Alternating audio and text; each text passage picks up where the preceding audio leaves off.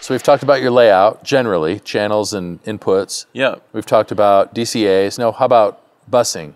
Subgroups, sends, any monitor sends or auxiliary like hallways, broadcast, anything like that? Yeah, let's just roll through it. Yep. So I'll take each instrument group and send them to a bus for a couple reasons.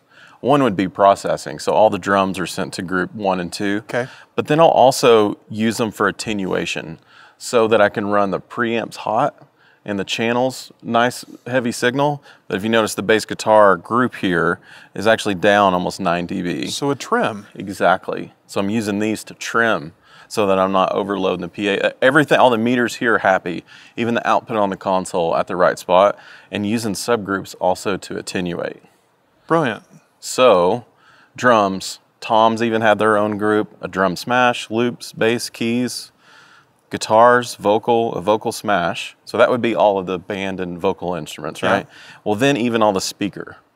So any type of handheld mic, head worn, any presentation, that really comes in handy for the broadcast mix, distribution everywhere, because once this is landed on a group, then I can send it to a lot of other places outside of just each individual input. Right. Same That's thing great. with playback. So video, pre-roll, iPods, computers, anything like that, it got its own And too. you don't have some secret route hidden in an aux or something. It's straight up, I mean, it's Yep. straight from your fader. Yep. If you're mixing it, you know that it's going to those Yeah. groups. And then because This it's is all brilliant. on a digital network, you can pick these off in Dante separately, right? Yeah. So that's really convenient.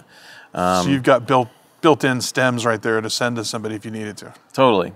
Then after all of those happen, then we go to effects sends.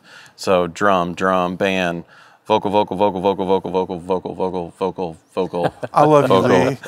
You've grown so much. This is great. A couple delays, some doublers. I just want to note on this, Jeff, when we first started doing this, he didn't have that much real estate on the whole effect situation. That's true. It was just He had to a plow couple. some new ground. Yeah. Yeah. You've come a long way, baby. Thanks. So then we jump over to the matrix section, and the PA is on a matrix, and then the broadcast mix is on a matrix, and then jump to the second page, and then this is a lot of like team communication things here. So we have a monitor return. So any of our handheld mics, anything that's happening on stage, we send that stuff from front of house post fader to the back to the band, because it can be really frustrating if you're the worship leader on stage. Someone comes out to do announce, and you don't have them in your ears. Right. And instead of that coming from monitors Yep. and you hearing them talk backstage and getting all that timing right, if it's post fader from front of house, That's so great. then anytime I have it in the PA and they're talking to people in the room, the band can hear that They too. have it when they need it. Yeah. And if the monitor guy is working on an issue or whatever, Yep. it's not, if they're not all lost. Right. Well, that's brilliant. And I've got one matrix just to the monitor engineer.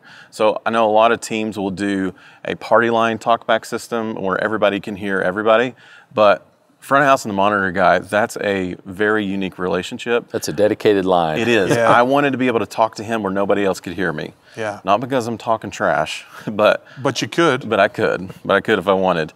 A near field mix. So if I've got speakers here, Yeah. like a big event, we've got a lot of people watching online.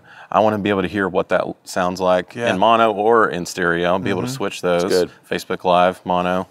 And then backstage.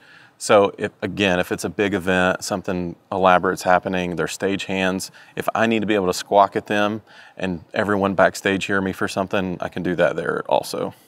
I think that's about it. Man, this is great. I am going to steal some of this. Like this is really fantastic. The way some of this stuff is broken out.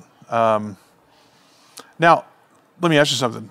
When we're talking about busing, if you just need to turn your PA up or down, Yeah. are you having to go to the matrix, or is there some other way where it's just getting loud? Or, some of the stuff we've heard. Yeah. Other engineers we've talked to on our podcasts, Yeah. they talk about, sometimes you might just want to pull your PA back to make Yeah. how do you have that set up to do something that simple? Really, that's here, the band and vocal DCA. I mean, those are controlling subgroups, which are going straight to the Which PA. would effectively do it. It's doing the exact same thing. So That's I great. really rely heavily on those. That's great.